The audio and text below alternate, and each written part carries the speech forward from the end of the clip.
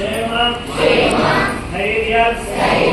धैर्य वीर्य विजय अभय आयु आरोग्य ऐश्वर्य अभिवृद्धि सिद्ध्यर्थम धर्म अर्थ काम्य मोक्ष चतुर्विध फल पुरुषार्थ सिद्ध्यर्थम श्री महालक्ष्मी महासरस्वती महाकाली स्वरूपिणी दुर्गा देवता देवी शरण्नवरात्र महोत्सवे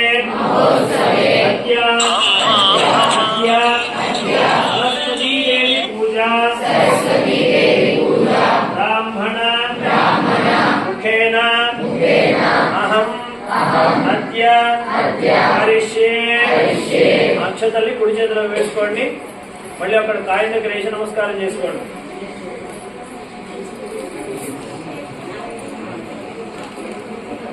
అక్కడ కాయం చదువు పెట్టించాలి తెలుసా? చూసారా అందరూ? నీలో అది మాత్రమే మీరు మనసులో ధ్యానం చేసుకోండి. ఓం శ్రీ గణేశాయ నమః అనుకోండి. తర్వాత రెండవది ఎవరు? పితృదేవో భవ. రెండవది తండ్రి. మూడవ స్థానం ఆచార్య దేవో భవ. ఆచార్యుడు అంటే మనకు ఇలా విద్యాబుద్ధులైనటువంటి మంత్రులు గారు కానివ్వండి, లేదా మీరు చదువుకునేటువంటి మీకు స్టడీ చెప్పేటువంటి గురువు గారు కానివ్వండి, అంటే మాస్టర్ గారు అంటే టీచర్ గారు వాళ్ళు మహాజనేభ్యం. తర్వాత మనం చుట్టూ ఉన్నటువంటి వాళ్ళందరూ కూడా ఇప్పుడు మన పక్కన కూర్చున్నారనుకోండి, ఎవరైనా వాళ్ళు సరస్వతి స్వరూపంగానే తల్లిదండ్రులే పూజించాడు కదా. అందుకే తల్లిదండ్రులను పూజిస్తే మనకు అపారమైనటువంటి జ్ఞానం కలుగుతుంది. కాబట్టి ఆ గణపతిని అనుజ్ఞ తీసుకున్నాము. ఇప్పుడు సరస్వతి పూజ ప్రారంభమవుతుంది. 2 అక్షంతలు తీసుకోండి.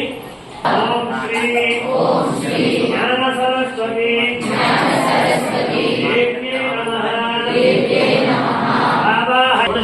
పూజాం సమర్పయామి. తర్వాత మనకి నవగ్రహాలు మొత్తం ఎన్ని? రాముడు రఘుకుల వంశం ఆటపరచుని పొందగా బయట కరెంట్ ఉంటుందా? అది కనబడుతుందా? కానీ అది ఎక్కువ ఉపయోగపడుతుంది. పెరుగుతుంది కదా. మన శక్తి కూడా అంటే సూర్యుడి ద్వారా మనం గ్రహించాలన్నమాట. అందుకే మనం దగ్గర పరిశీలించడం కూడా